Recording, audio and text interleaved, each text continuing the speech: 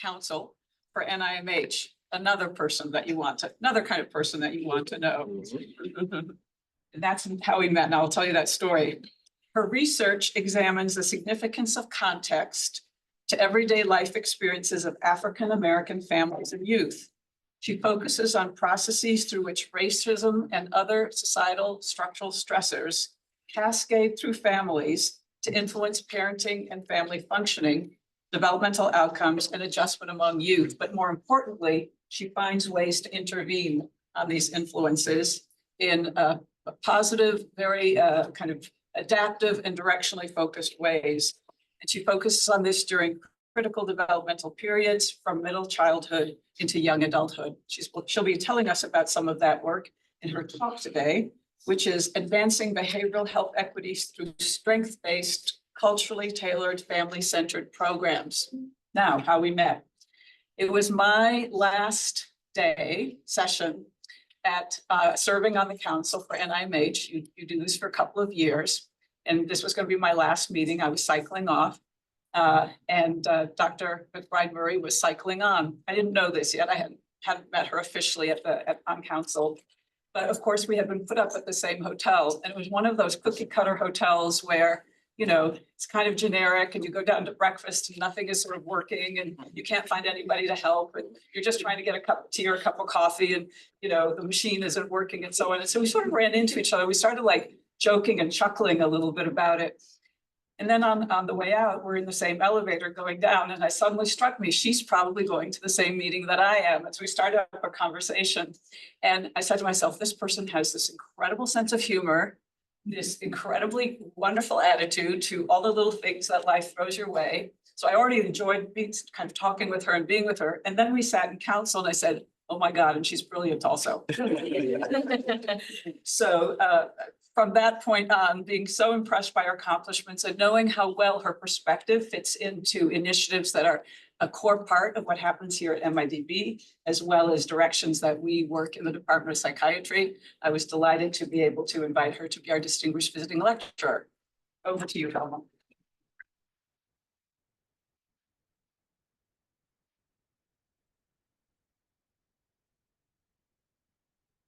I'm really delighted to be here, and I had very similar perspectives of your chair as well, and knew that she was someone that I really wanted to get to know better, because not only is she extremely bright, she also is a very kind person.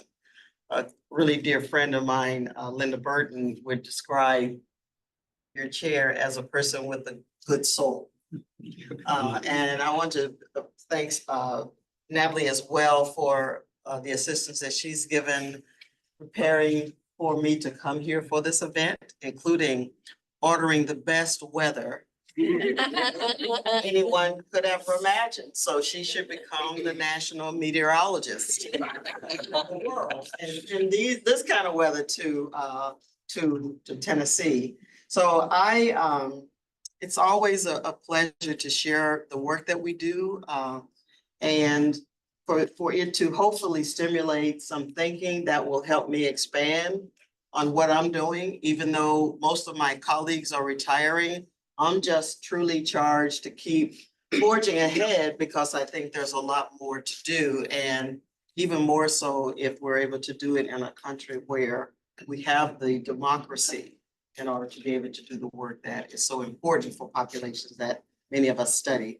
So our tech person is right here, just in case I screw up. And I will get started.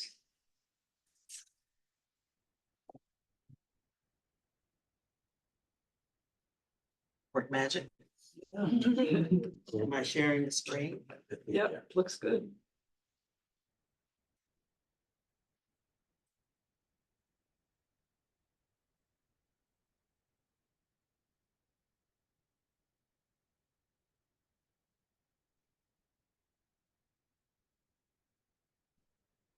You can see it, but somebody in virtual space can't see it, right? Not sure. What?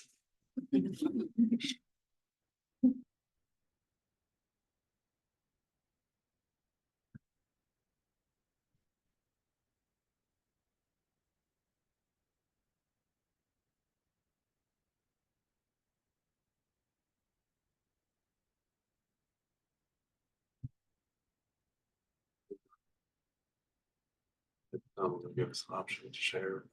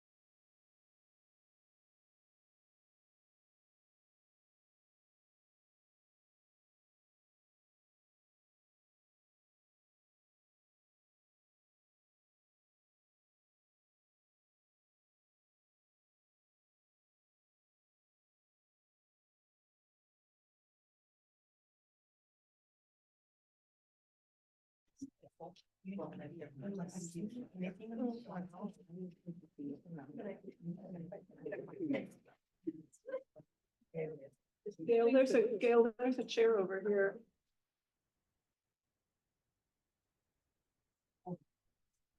Actually, Charles, there's a couple of chairs over here to the side. Oh. We have 3 or 4 chairs in the back over here. Okay. Okay, I think you're ready. He works magic. Yeah. I knew you could do it. Yes. All right. I have to say, no disclosure to share with you. I have no conflicts. The work that I've shared with you has been funded, and I'll mention the funders in a few minutes.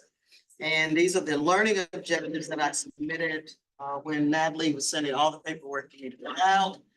And so for some of you, it's to become much more aware while I'm focusing on individual level processes by which families navigate toxic situations. I want us to always be thoughtful about systems that influence what happens inside families and communities.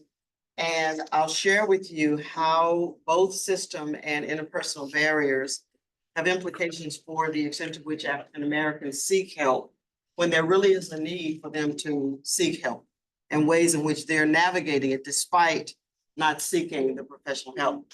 And then to gain better understanding of ways that we can leverage culturally strength-based assets. What else is going on? Just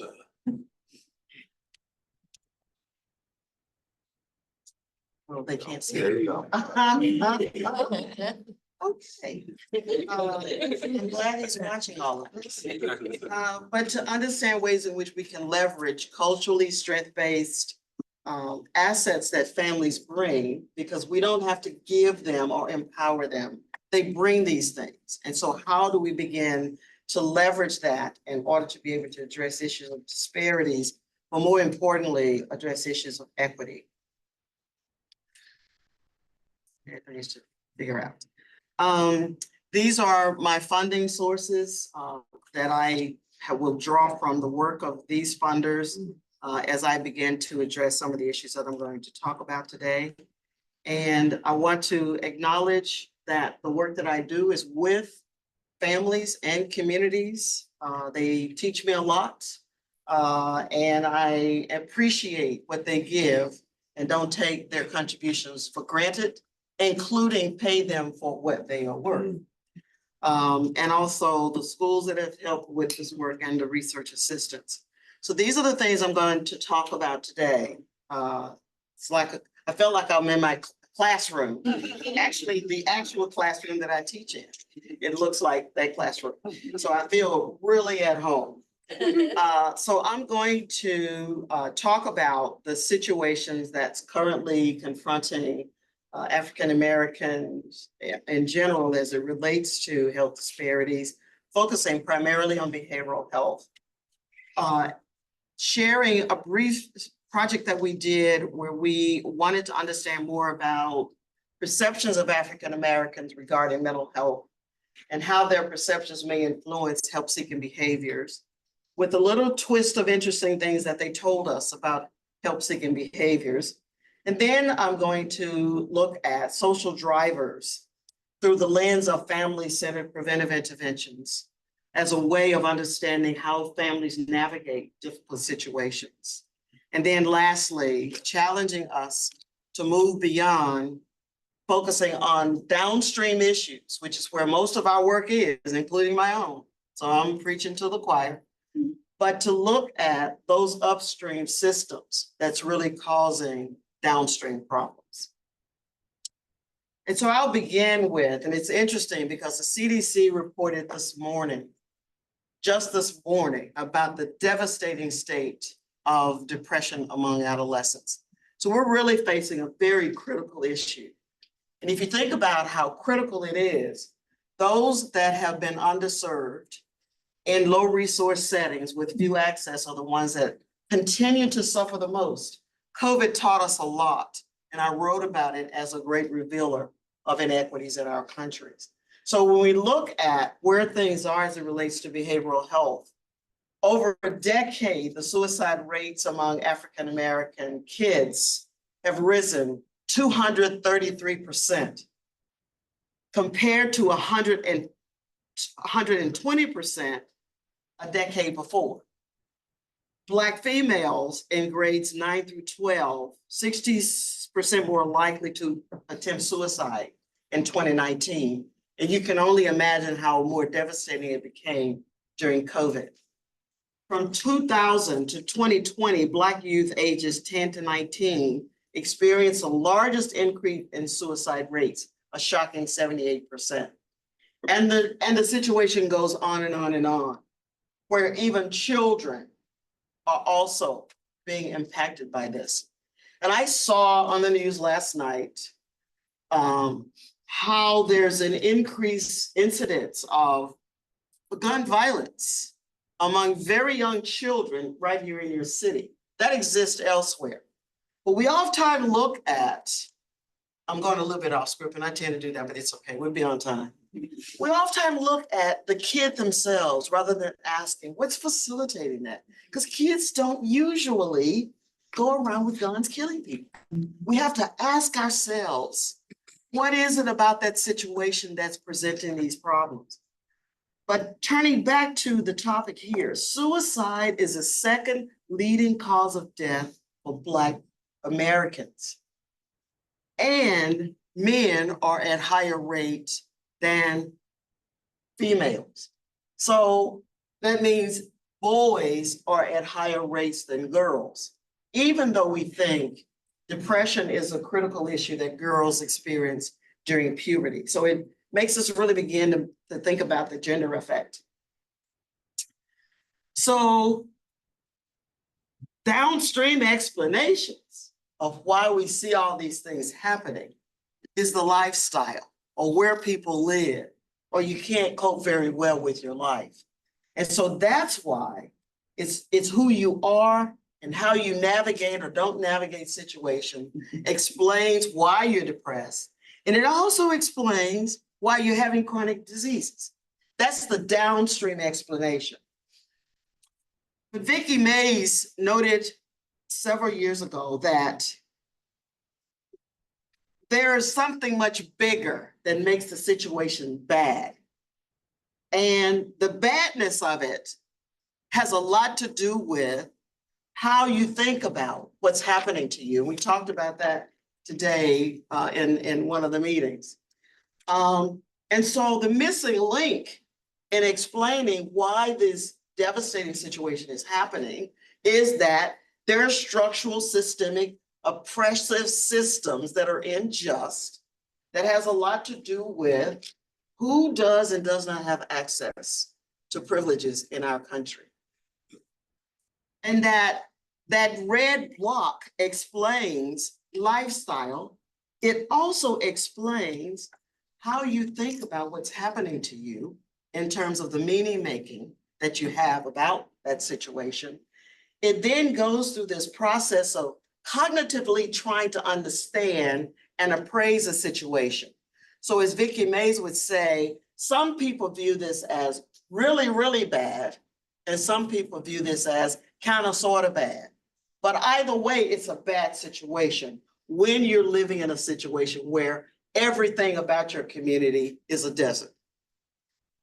So if we go through the lens of the systemic structural oppression and injustice lens, it causes us to have a very different thought about what may be happening to people in terms of their ability to take care of the situation that's confronting them. So rather than just viewing it simply as a lifestyle that influences psychological functioning and physiological responses, it's to look at the complexity of this in terms of understanding the role of structural and systemic racism. Racism is one of the major challenges still confronting African Americans, but we learned during COVID, this notion of racism and lots of things emerged its head during COVID, where Asians began to talk about anti-Asian acts that were happening to them, along with transgendered people. And so lots of people now have become part of being the targets of these racist acts. And they breed within themselves mental and behavioral health problems that spill over time into physical health problems. So the consequences of this includes a lot of things. Economic, psychosocial, and physiological processes added on to race-related stress has the capacity to immobilize people. So it's not like dealing with everything you have to deal with that everybody else deals with.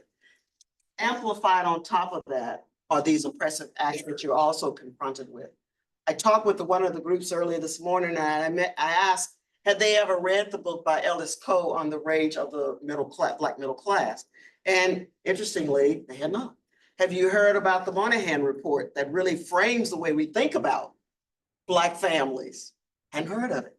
So I would encourage these young scholars, I'm moving out of my presentation mode, to read the classics, to understand why is it that questions are asked the way they're asked now. It didn't just evolve because Beyonce came on the scene, or Swiftie. They have a history. Moynihan began to frame the social deficit model that guides the way we look at minoritized families today. And that was in the 60s. Go back and read the classics. Okay. I promise I'm going to stay on task. But the cumulative stress elicits a cascading effect that has biological responses. And these cumulative cascading effects, the way that we react to them is really a Band-Aid on what we're really confronting. Because over time, if you think about mahogany, is the example that I give, mahogany is supposed to be the hardest wood in the world.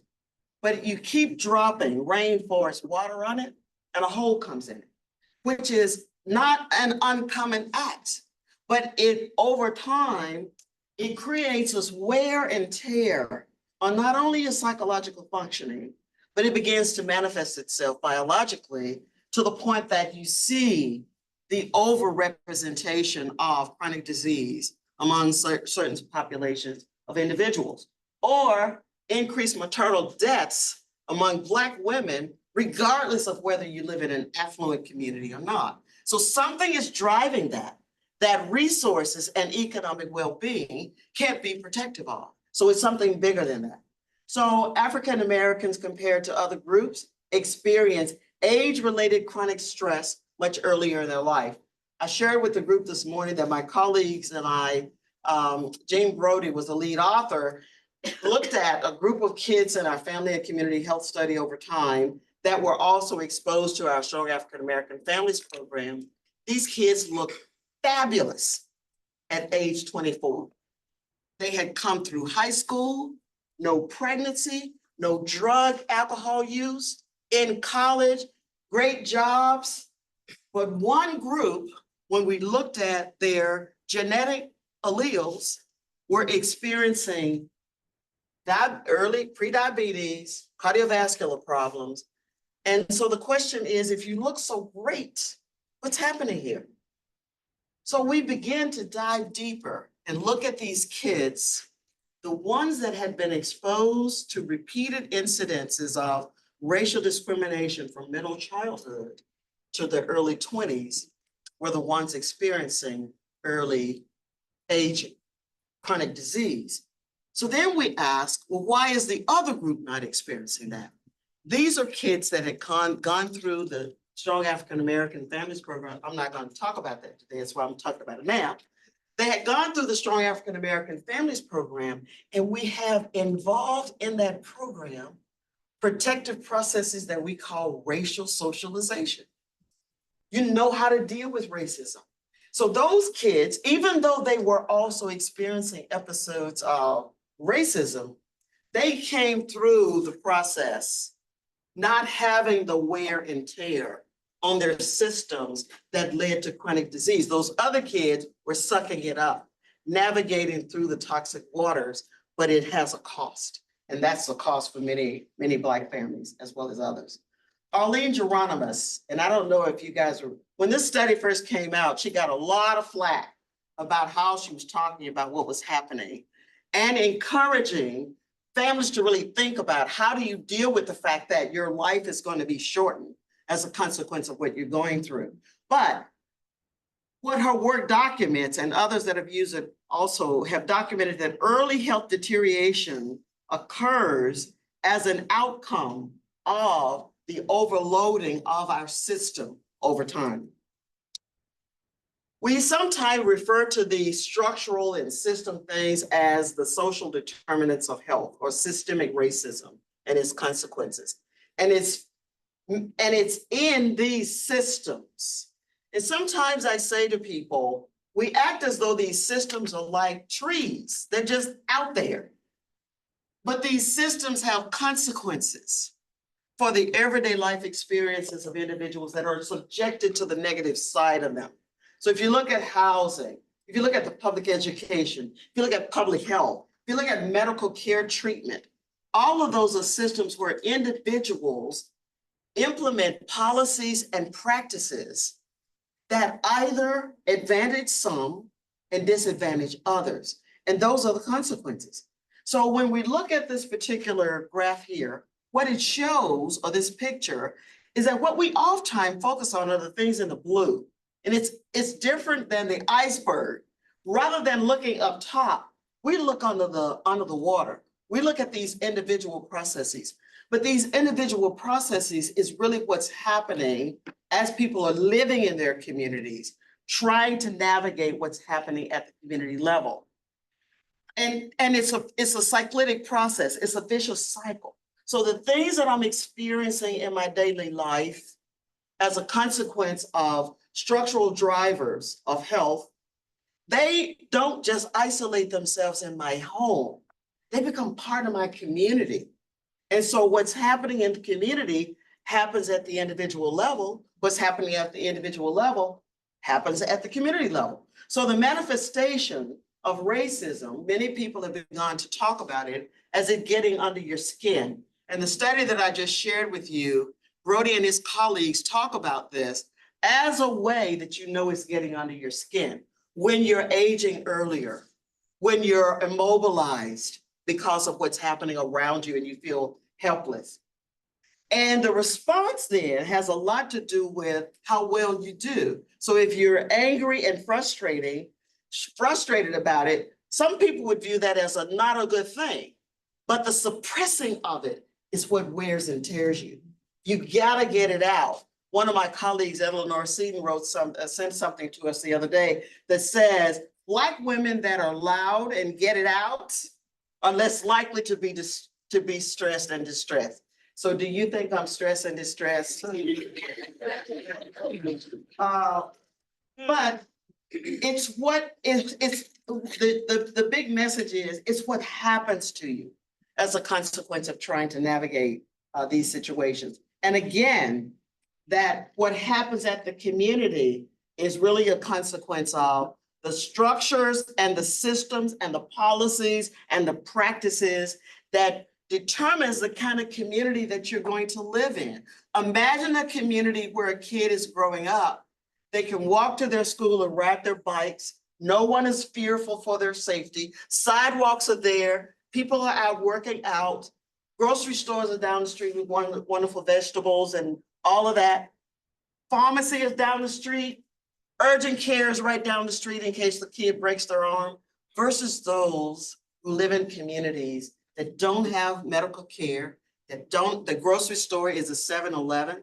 So the world and the experiences of kids and families can be very different, but they're different because of how our system and our society has structured itself to advantage some at the disadvantage of others.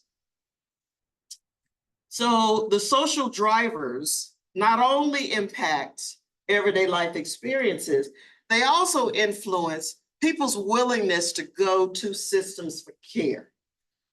One, as someone mentioned at dinner last night, few providers specialize in issues that impact the lives of African Americans. Was talking to someone from the Department of Defense, and they said that most of their clinicians are white people. Most of the families they're serving are people of color. And when they come in, the clinicians know that a lot of what these families are experiencing is race related, but they're reticent to bring it up because what do I do? What do I say? What do I know? And so fewer providers that understand what it is that you're going through, one of the barriers. The tendency for folks of color, particularly Black people, to minimize that you are having a mental health and behavioral problem because you have another name for it that we talked about at dinner last night. You may not call it depression. You may call it feeling blue. One woman, they wrote an article many years ago, and she said, a single mom, she said, I don't have time to get off of the merry-go-round to take care of myself. I just mulled through it. But this is a mother that was clinically depressed. So understand the meaning that's given to these particular situations, important.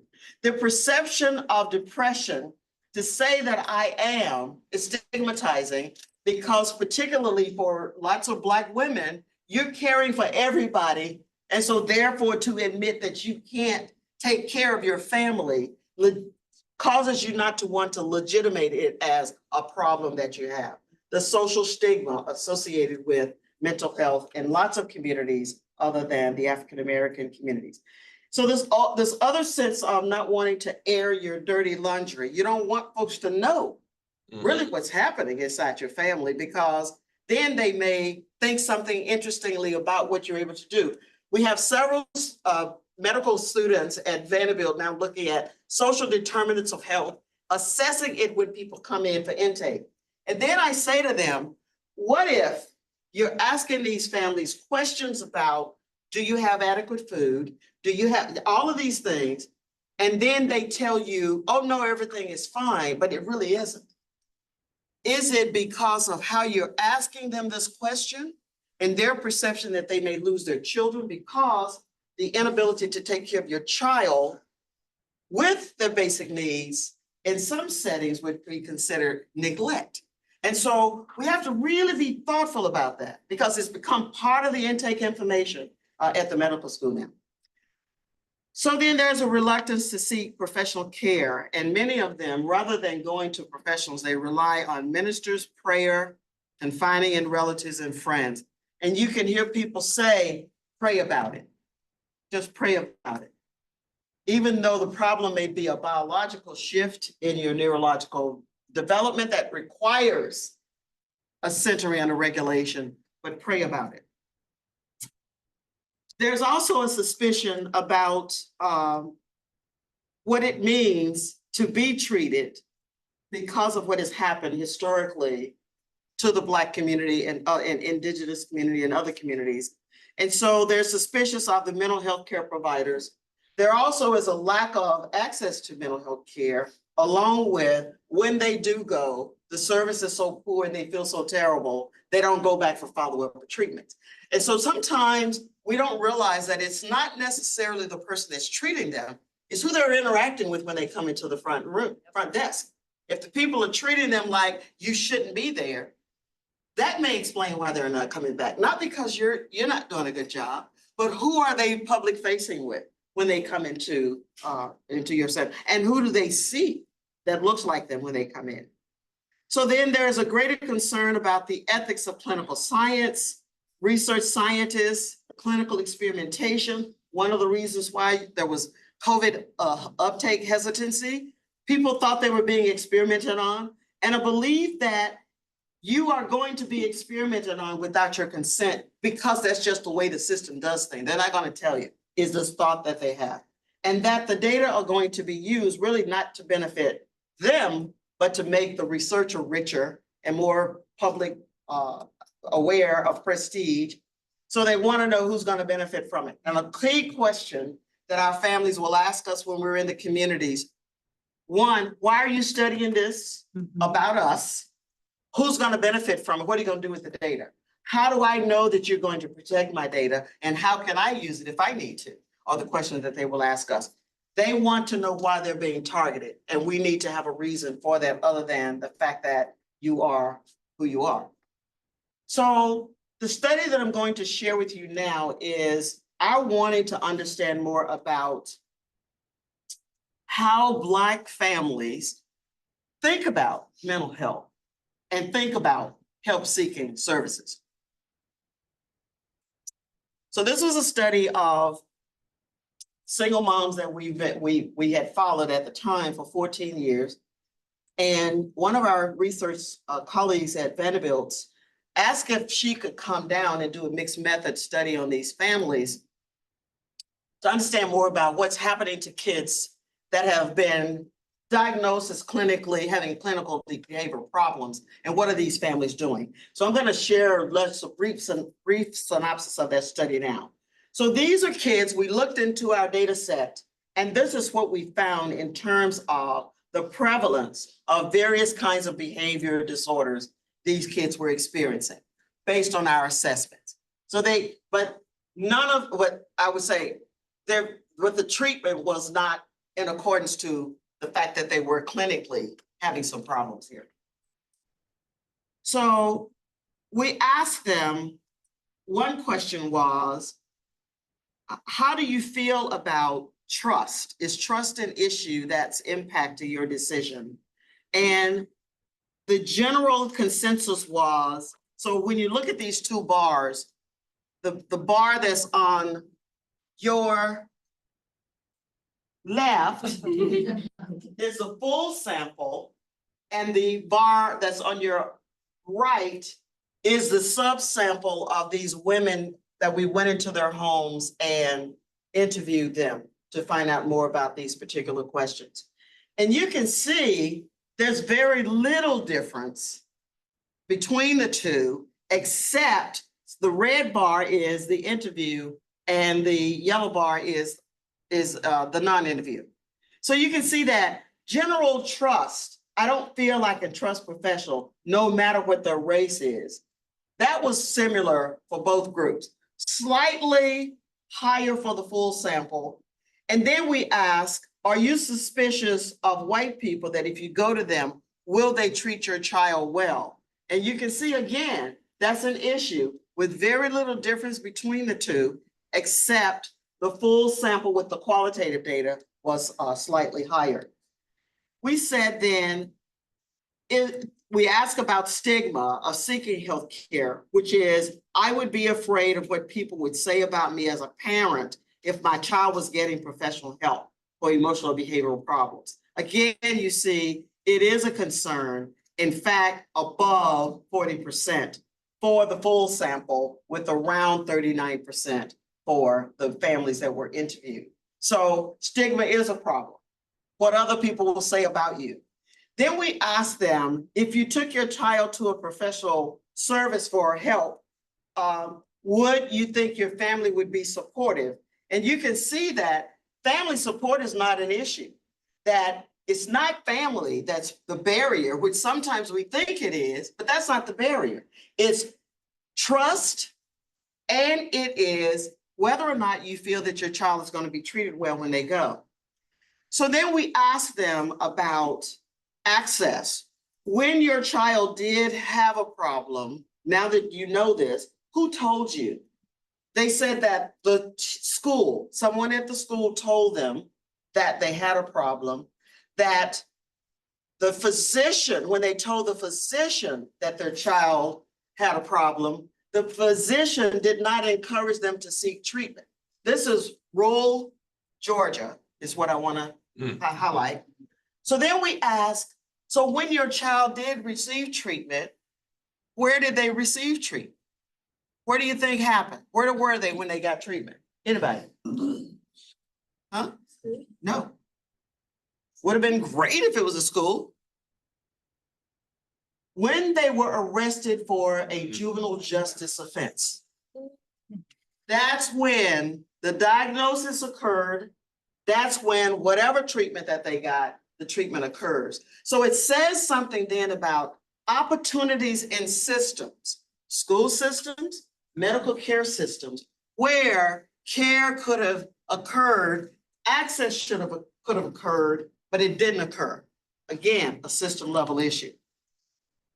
So the families indicated that they waited on the school to really tell them what they should do. A third of them were concerned about stigma or family members' attitudes, and many of them said that their child was unwilling to go with them to treatment. That was a barrier.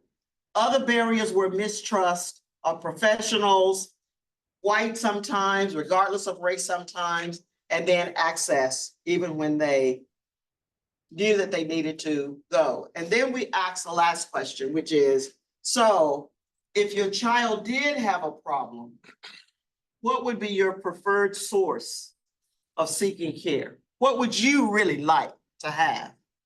You can see where the professionals lie, where the family lies, where the school counselor is, and pastor is high on the list.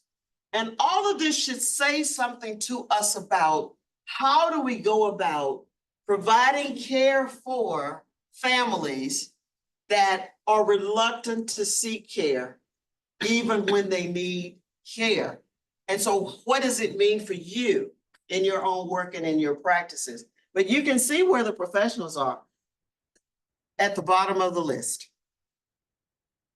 Okay, so what it says then, because families are viewed as so important, we need to then be thoughtful about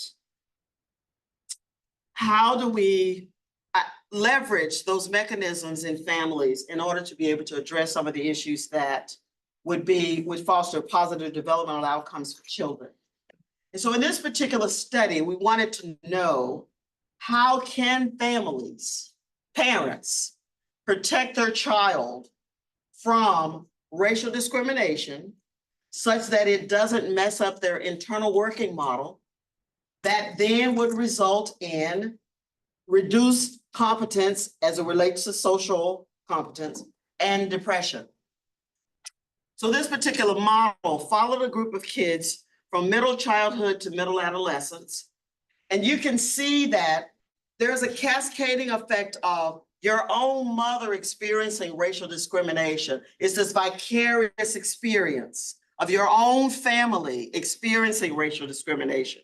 And what it does to your caregiver psychological functioning, including affecting their parenting processes.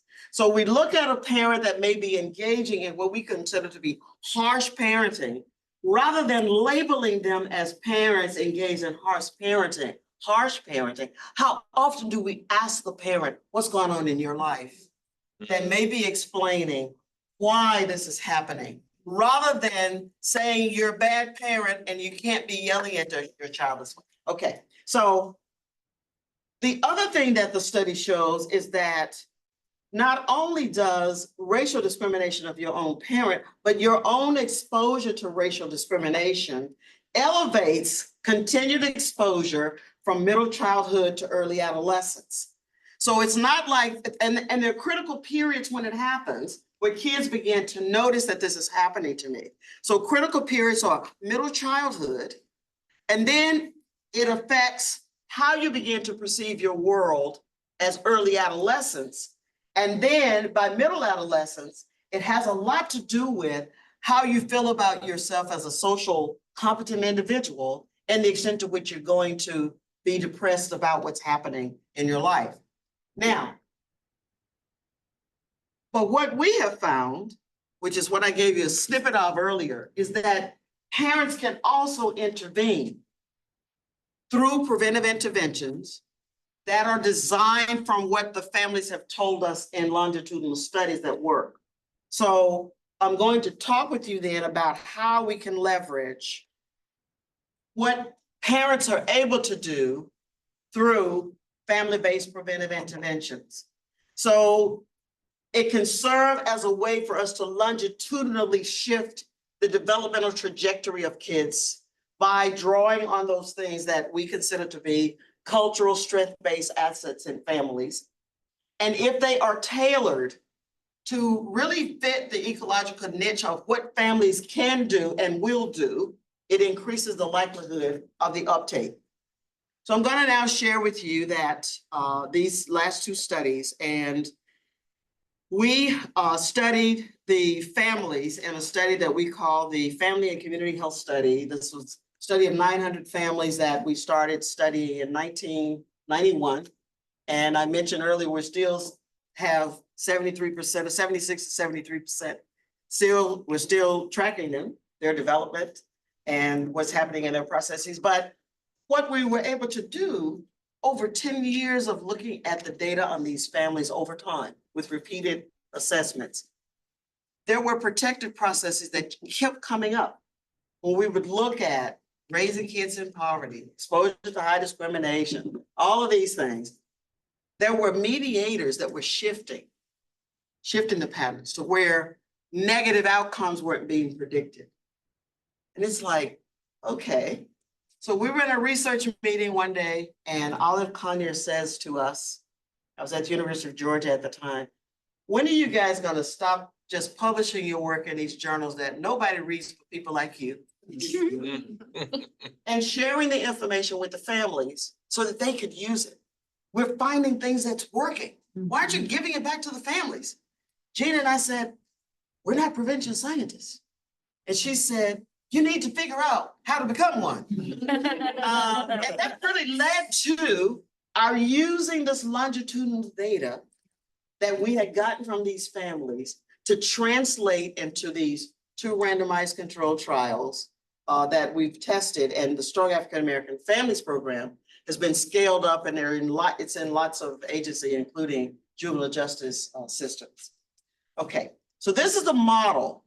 And those two things, those 2 blocks that we're intervening on, which are those things that's in the curriculum, those were the things that kept coming up in our models to say these are things that work. Now, the question is, how do you change these researchy words into a curriculum where families can understand how you translated what I said and then use it? So the program is based on data from the families for which the program was given back to them. So it's like they created the medicine. We just took it, put it in a pretty bottle, and gave it back to them. So it should work. It should work. Did it work? And so we think those things are going to predict things down the road. You can see it's not necessarily an anti-sex, anti-drug, anti-HIV program. It's enhancing those protective processes that families are already using without anyone telling them that they need to use them.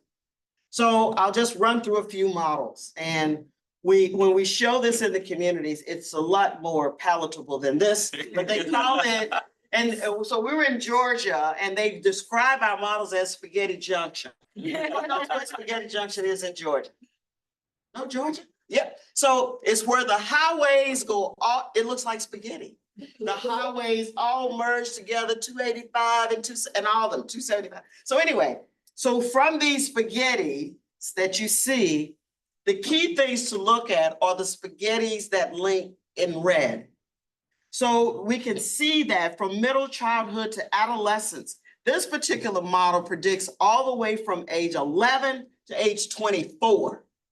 So the program was exposed, the kids were exposed to the program in middle childhood. 7 weeks for the SAFE program, middle childhood, that was it. Families, kids exposed to the program. But it predicted decreased risk engaging behaviors continuously until they were, the last data collection, they were 24.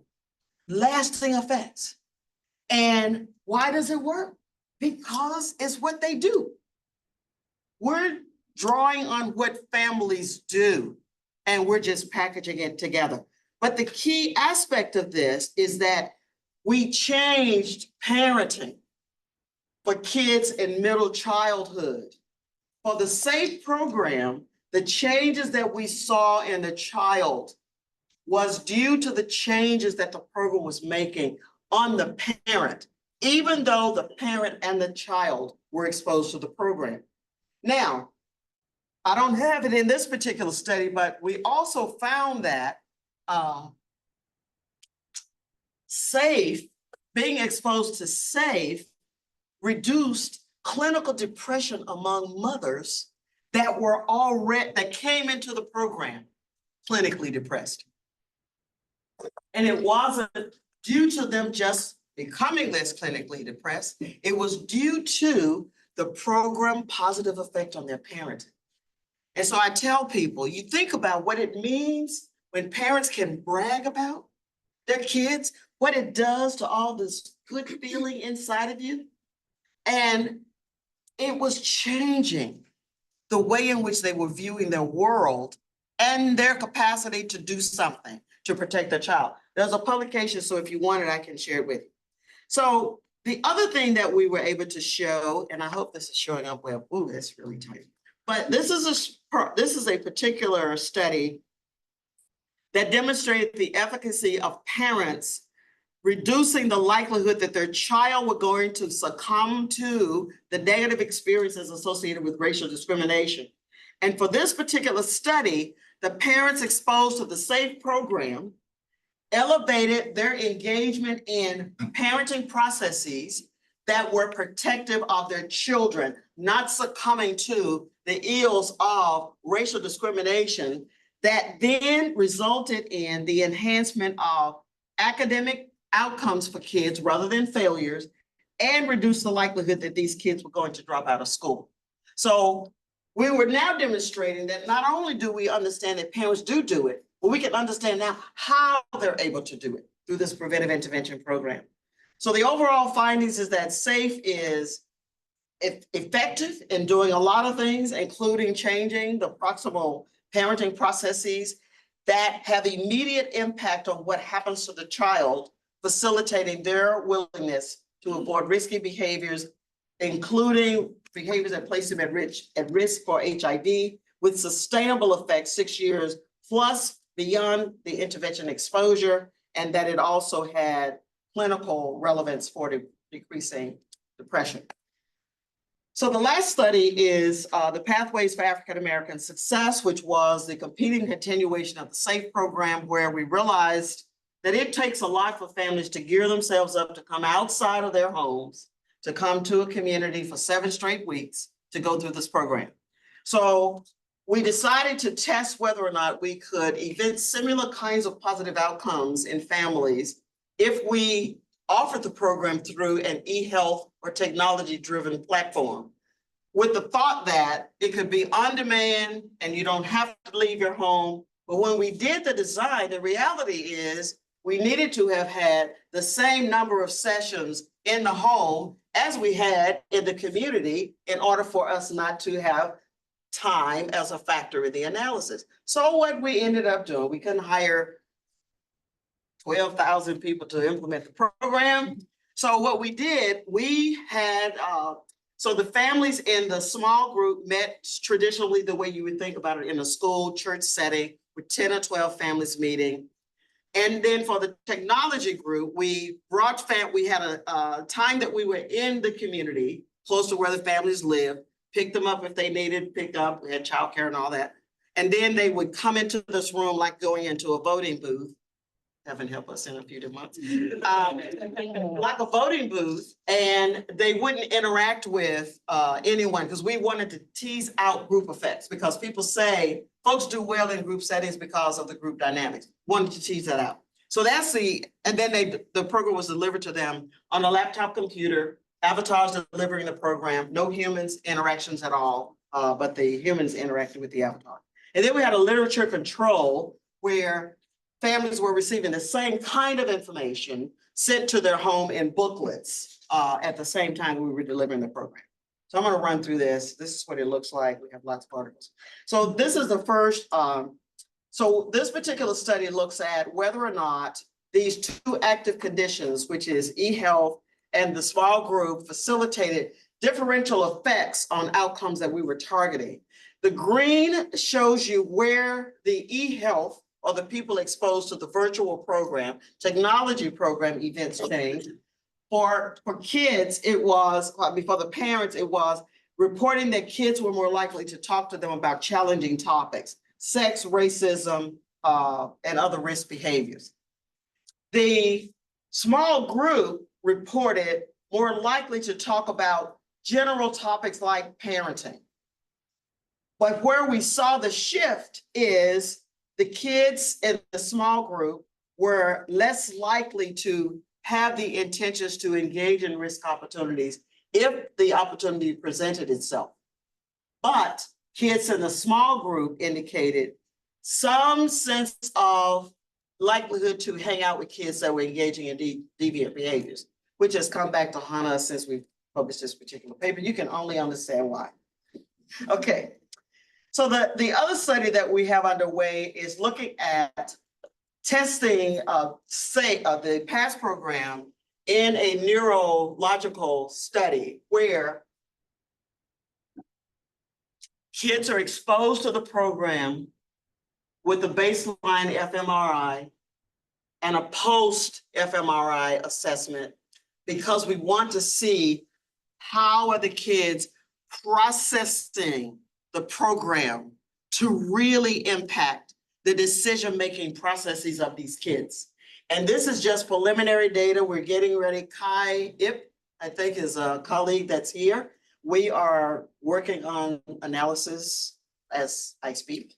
But what we have been able to show it, and what we wanted to find out is, how is a program shifting impulsivity and the ability to really think about and delay your actions because it could lead to negative outcomes? And what is it doing to you emotionally as you're looking through the program?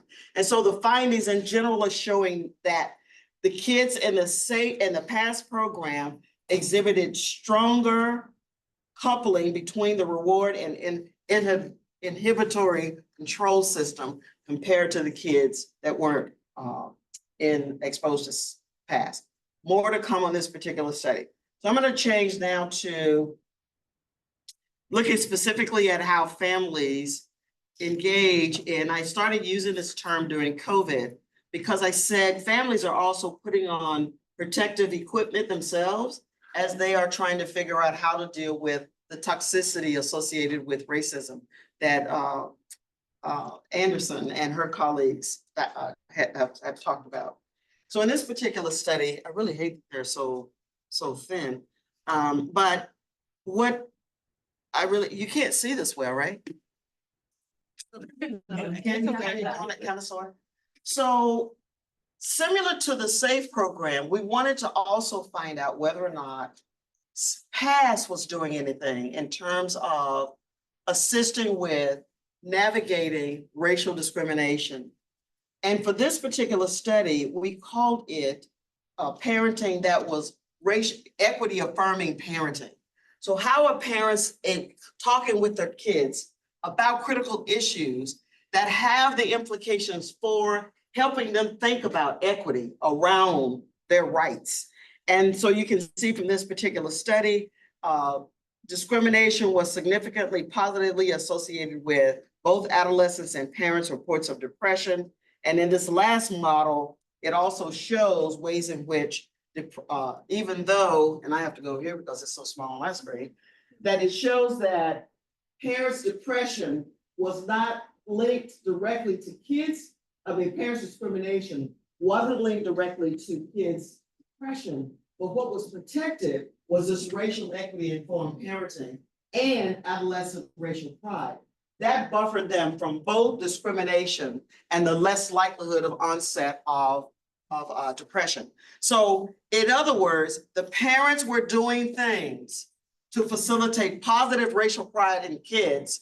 Having positive racial pride buffered against racial discrimination, which then decreased the likelihood of depression. So the take-home message is family-based programs are likely to be beneficial to not only Black families, but other families that are marginalized. And we should really think about ways to leverage what it is that they do naturally to navigate very difficult circumstances. And that's what should be targeted as we think about preventive interventions. But few interventions, even though discrimination is a constant part of a lot of people's families, few interventions have specifically focused on that and protective processes as we begin to understand ways to enhance the well-being of families. And effective and scalable interventions are needed to not only protect the adolescent, but also the parent, as our Surgeon General said in a statement last week. Parents are going through a lot in order to be able to navigate the life that their children are dealing with. We oftentimes go straight to the child because both of our programs are not designed for the parent, except to do good in order for your child to be good. But how are we really doing things to protect the families? So family-based preventive interventions, in other words, is just a part of the big puzzle. It only addresses things at that lower level. We've got to think of ways to begin to understand more about this bigger picture of really acknowledging ways in which the historical context that these families, the stories that they have, don't stop just because they're in a new era. The lived experiences that families had during enslavement, all of the things that minoritized families have experienced, those stories still live in these families. And not only do they live in these families, but they're evident in these families, as this model shows, based on the social position that people have and where you live. Certain neighborhoods are designated for certain populations for a reason, that they're enclaved in those particular areas. But those situations then are experienced by families, as this model shows, as mundane, extreme environmental stressors, which really do reflect onto the social determinants of health.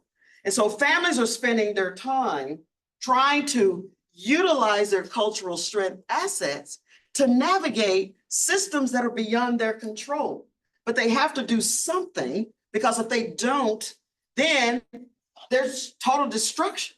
But if you think about the fact that they're really using these systems in order to be able to, I wrote this in one of my articles about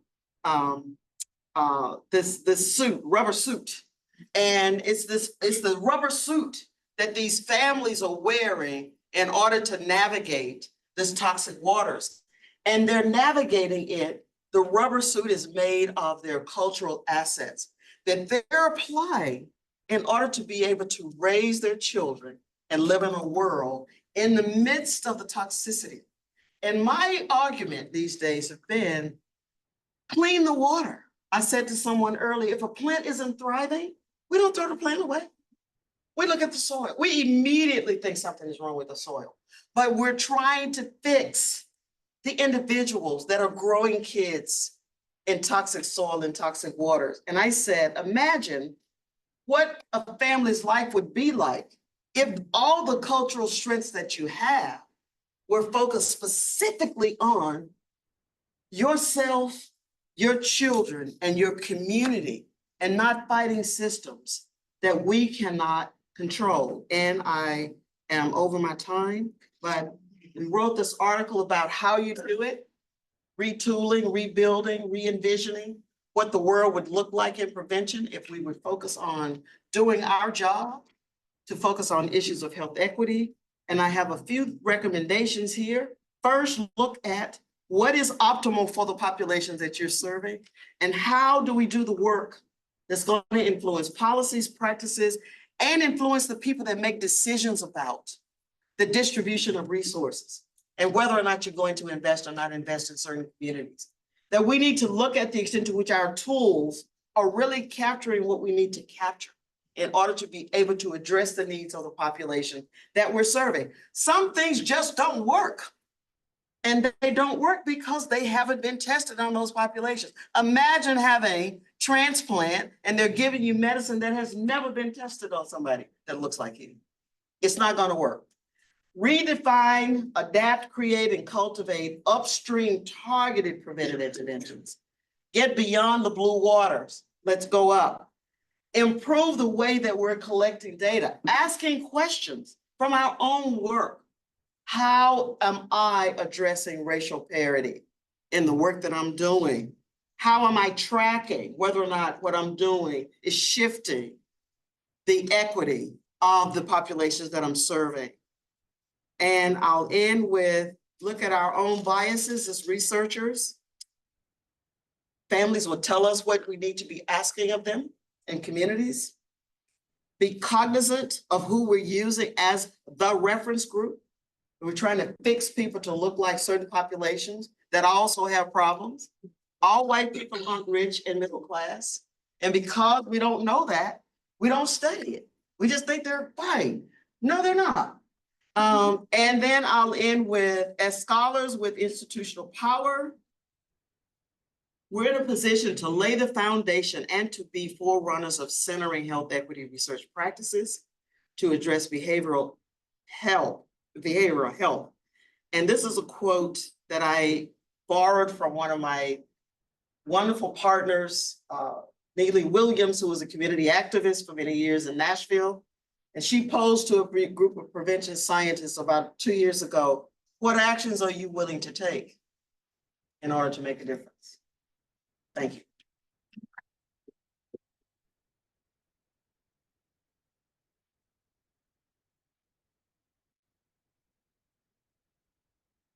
We will not go over for these special grand rounds. We, some people may need to leave and that's fine, but we actually go to 1:30. So we have time for a robust discussion and question and answer. So I'd like to open it Back up. 2 slides to that reference, The book. the 2022 reference. Yes. Yes. It's actually in prevention, the Journal of Prevention Science. Oh.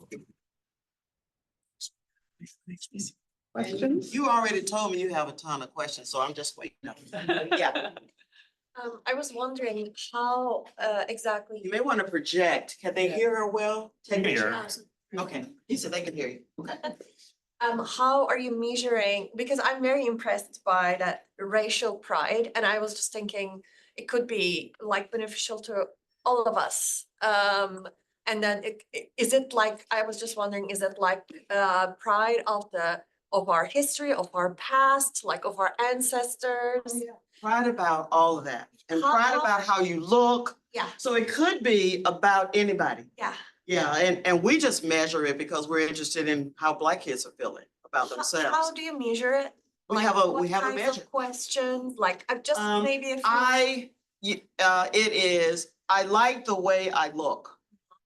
I feel that my family is very important. I feel like my history, that they're valuable people in my history, that they made contributions, but more than happy to share the measure with you. Yeah, Yeah, that sounds but it amazing. really, it looks at self-perception of image, worth, Yes. a sense of belonging, Yes. and glad about the sense of belonging to a system's larger than you or a history larger than you. Yeah. Thank you. Yes. How's the recruitment process for like families to partake in this program? Like, for example, like when would like a clinician like recommend like family, like? So, not bad. And I said by the time I left the University of Georgia, we had 3,000 families, many of whom we had been following 10, 15, 20 years. The key is partnering with the community. We have a system we call a community liaison network structure. We've written about it, but it is going into the community before you do the work you're gonna do. Get to know the movers and the shakers. If that mover and shaker name comes up 5 times in different settings, don't go into the Brown community without talking to Miss Neely.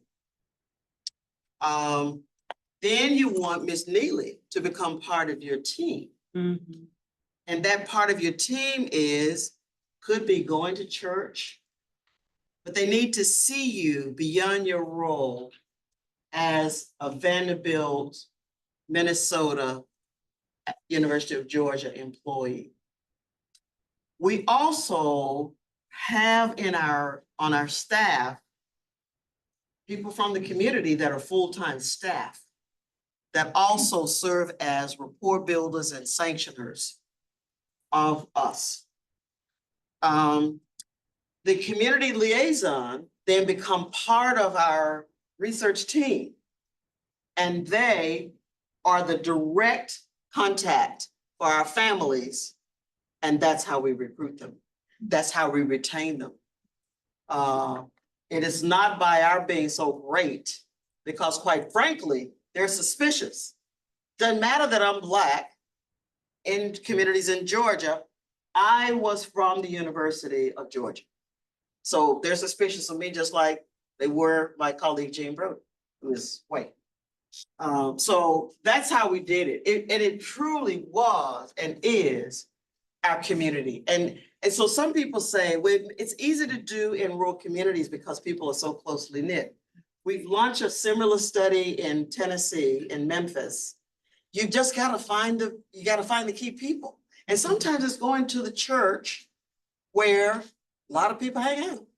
Go to public housing. I mean, you go to places where people hang out at stores. A lot of our community liaisons were guys that were hanging out at the local store and they said, oh, no, you need to go see Miss Pauline. Who are you? And they'll tell you, but you gotta be sanctioned by the community before you can go in. And they gotta see that you're not gonna tell a bad story about them. They need to see how you're gonna talk about them in the work that you do. So we would do these newsletters at the time. I guess we use different things now, but we would send it out so they could see all the great things that's happening from our research findings of you. Yes. I know you mentioned how all the methods that you implemented were learned from the community based on like observing and talking to the community for over the past decade. Do you see that like changing over time? Like, are the values changing? Would you need to have to like reappraise your methods every single time?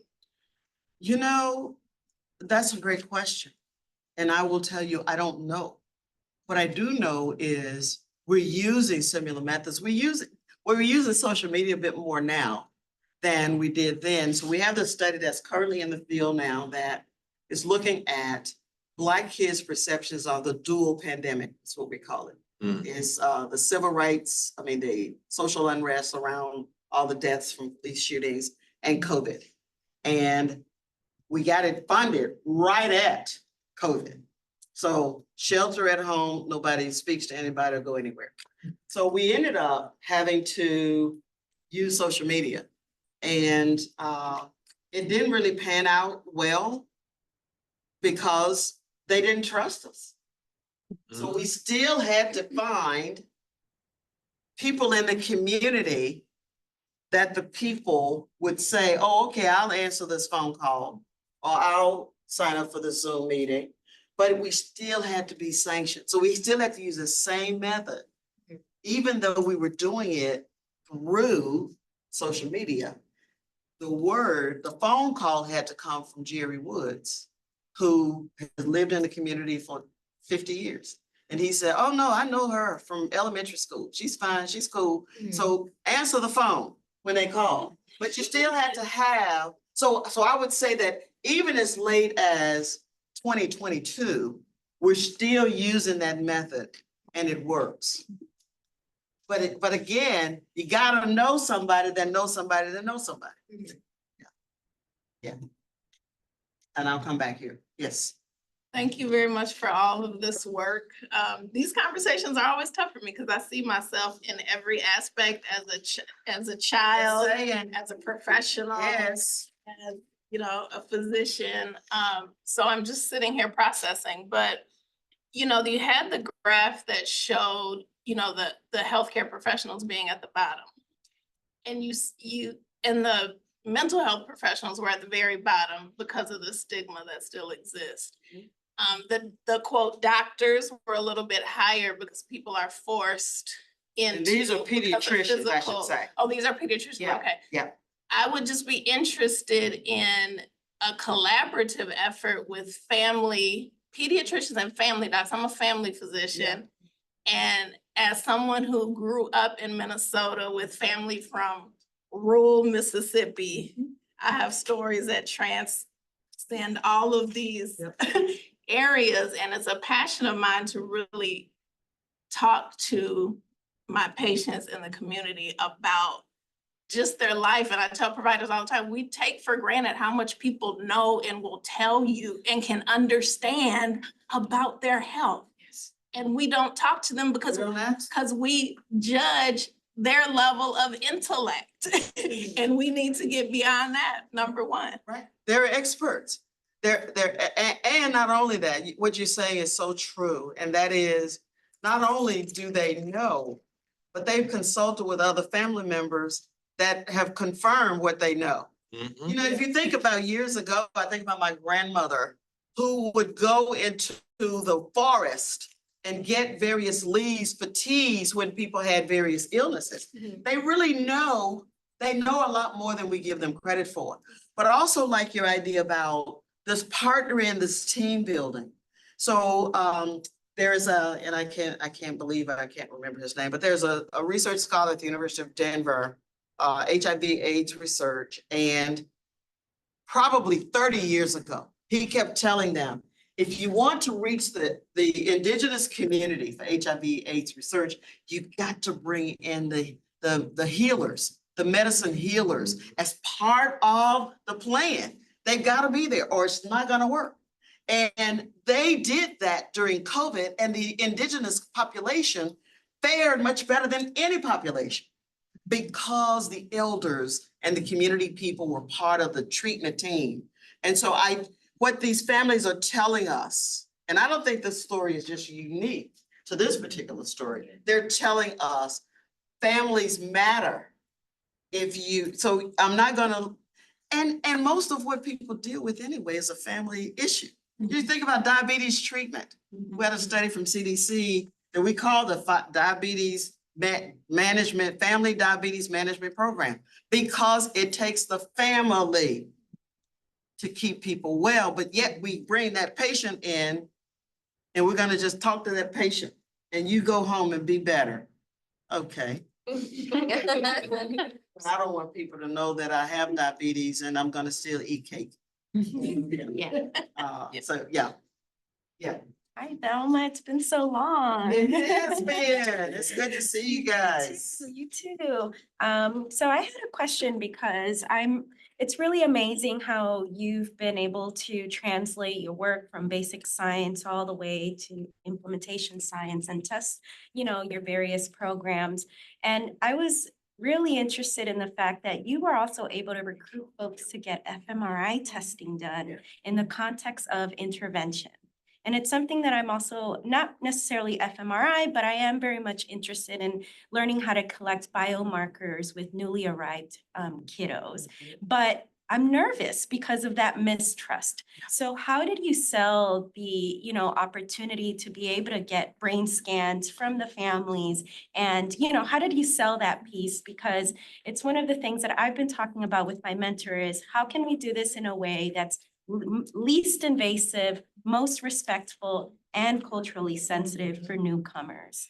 So I know different population, but you know, they're still underrepresented. So I will say this, which is, the project was funded to occur in Tennessee. My colleague received an appointment in Irvine, and she moved the project to Irvine. And she had a hard time recruiting families, because how many Black folks are living in Irvine? So she had to go all the way to LA in order to recruit, and it was not an easy task because of the distance from where she was going. Now, what I will tell you is that we have collected genetic data, blood, urine, mouth swabs on probably 1,500 families. The parent, the child, the co-caregiver, and any other adult in the household with 90% adherence. So how did we do it? We went to the community, and we've written about this, so I can send you the paper. We went to the community and informed them of why this was important. And we started with the focus group, and we said, you can ask us whatever you want. We want to hear from you. And I started the story by saying, a very dear friend of mine had had a heart transplant. She was in rejection for 4 years, damaged her kidneys, the medication damaged her kidney. Then she had to have a kidney transplant. And she kept telling the doctors, Black woman, she's a professor at Agnes Scott, so she wasn't a psychologist, so she wasn't someone that didn't know. She kept telling the physicians, the medication isn't working. Something is not right. I should not be in rejection. I shouldn't have to constantly, so they didn't respond. So she started looking at the drugs that she was being given. No women nor Black people had been included in a clinical trial. So that story I shared with the community. These were rural families. And I said, if we aren't included in the studies, we will be sick one day and need care. And it will be like my friend, well, thank God now she's fine. But what she did, she contacted the genetic institute at Howard University. They immediately told her, oh, no, they shouldn't be giving you that medicine. You're not gonna metabolize that very well. That explains why your kidneys blew up. But it also says that these institutions, HBCU institutions, are sometimes discounted in terms of the worthiness of their work. But what COVID taught us, it didn't matter who was doing the research, everybody's research findings we need, because we need to save humans. If we take that same approach, she wouldn't have gone through the kidney failure, because the folks from Howard research would have been at Emory University, and they would have known that for their patients that weren't male and weren't white. So we went to them, they helped us develop a brochure that we sent with our information. They helped us develop it. And when the information went out, and we mailed these kits to the families' homes, that they had to then mail back to us with 90% adherence, and asking Black people to give blood of their children and hair and toenails. But it's because it's the collaboration. As you said earlier, they really know how to reach. They know how to tell us how to do our work, especially if it's involving them. Yeah. But you know how to email me. Thanks, Velma. So I'm a child psychiatrist, and I'm not white, but I'm not Black. But I'm not Black either. And so so I'm trying to understand, how do I get from that 16%, whatever, however you measure that trust level, how do I change my ranking there? Moving to where they can trust me as much as they probably trust the teacher or the counselor, because I do those roles, right? In some ways, their advisor, their teacher. And also, sometimes we are the only doctors these young people see. They're not seeing their physician, so I'm the doctor. And so what's your advice to me? I do have 2 more questions. I think your colleague behind you is a key answer to that. That it may mean bringing someone in with you as a co-medical provider. And people read people's interactions with them very well. The way that people greet folks when they come in, the way that conversations go, if it is pretending as though they know very little and demeaning, or anything where they pick up something that's a little bit shifty, it just reaffirms, oh yeah, that's what I thought. So it's to be really thoughtful about using affirming messages, and that there isn't trust is earned, and people will watch over time the consistency in one's behavior. And as I said earlier, it may have nothing to do with you. It could be whom they see before they see you. I've been in, yeah. What? So she has some advice for you too. I do, so I did a talk one time on colorectal cancer screening, and I was asked that question: what do you do when you can't get racial or gender concordance? Because it's not always possible. And people are people. Yeah. And I think in medicine, we've been taught to have so many professional boundaries that people don't see us as real people. And we have to be seen as real people. So sometimes you just gotta, let the guard down just a little, Share something about share yourself something about so yourself. they know you. To build. That's that. a wonderful, wonderful suggestion, because, yeah, all of that and more. Great question. Let me go over here and then I'll come back. Yes. So, it sounds like, and it rings extremely true, that a common lesson or theme throughout just the talk and the discussion is the power of story and narrative and connecting people, and getting people to realize, so to speak, the kind of the right thing to do. And so by that same extension, how do you see the role of the narratives that are forming from your research in influencing policy? Given that some of the policy decisions we have are actually we've known them for a long time. And the issue has largely been convincing people. And it seems like no matter of facts or data would be convincing, but perhaps the narratives themselves might be a little bit more achievable. That's a great question, because it is the storytelling that the policymakers will gravitate toward. So if you look at the election, they're always interjecting, and who lives in upper Minnesota is telling us So you begin to put a face on the data. That's why I put pictures in my presentations. That's why I tell stories, I talk about the people, because I want people to see the data beyond the fact that it's numbers. These are people's lives. And so great question that you asked. So when we published, let me see, where is this? When we published this article, the day that this article came out, the governor of Tennessee voted to dismantle a lot of books about kids that we were studying.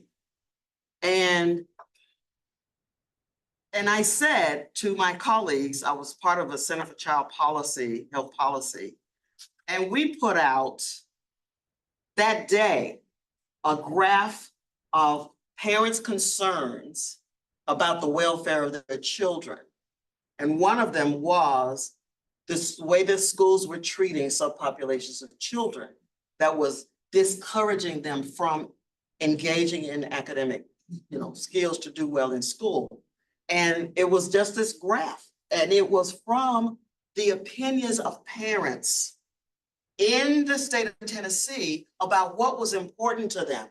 It truly was not what the governor was doing. So we blasted this out on social media. We had this article as part of it. We had someone from the news station to come to Vanderbilt Medical Center to interview the team so that they could, and we had some parents that were talking about how they felt about what was happening with what the governor was doing. Well, you know, it didn't change them, but but that's the way you do it. You have to think, and the other thing that we were thinking about was, which is a talk that I gave some time ago, and it is, we oftentimes wait until our data or our articles are published in these journals before we share the story. That's too late.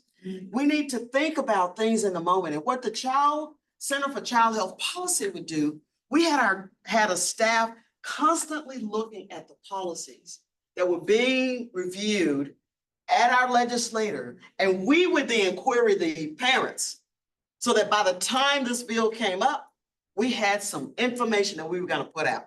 And it was months before we published the paper, but it's to get it, in the moment, because families can't wait however long it takes us to get these articles out for the world to get better.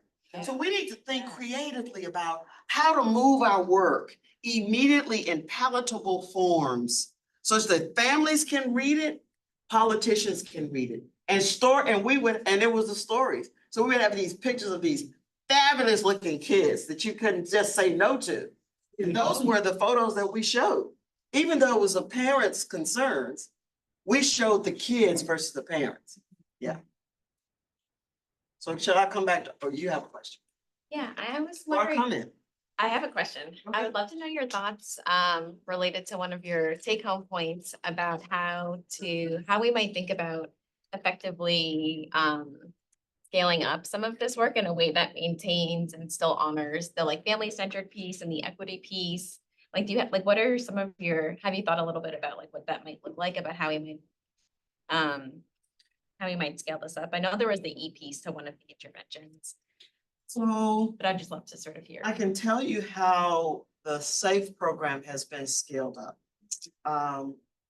We contacted, there was a dissemination specialist in the center, and she would contact school systems, PTAs, juvenile justice court, youth orienting places, and youth recreational centers, and share with them, had this little brochure, share with them what we do, go and do the dog and pony show, and then school systems, because a lot of times juvenile justice systems and school systems have to get what they call evidence-based programs available in order to be able to have it for families.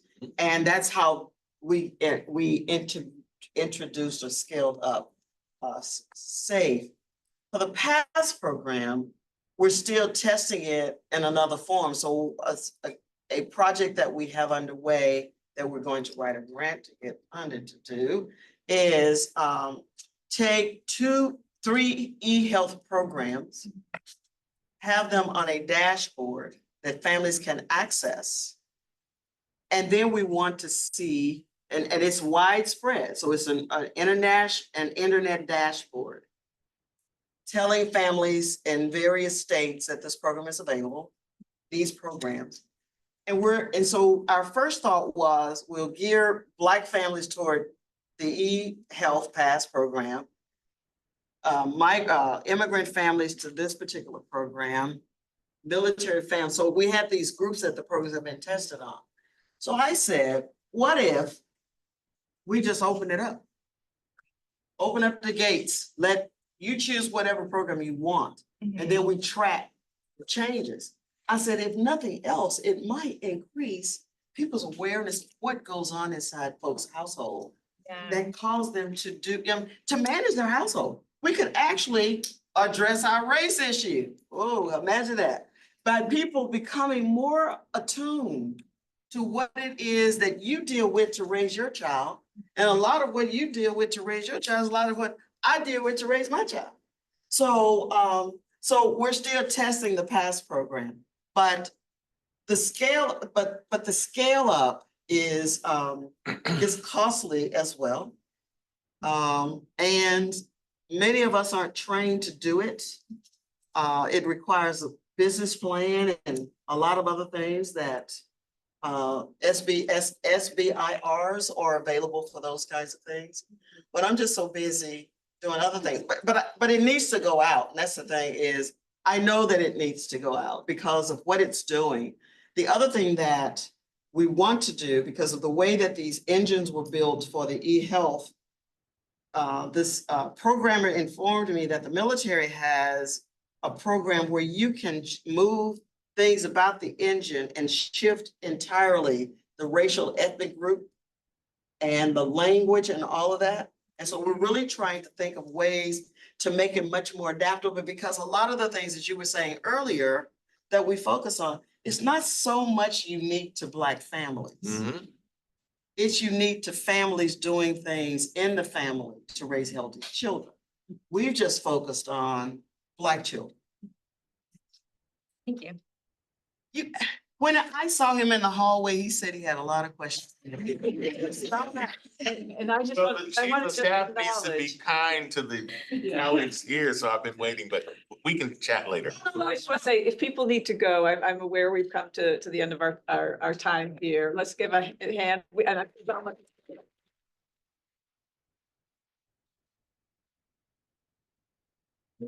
That was fabulous. And Oh. now Reynolds can. That's a question, She can because have I'm all the supposed to questions. be in this room. Are you able to check? Yes. Yeah. Right.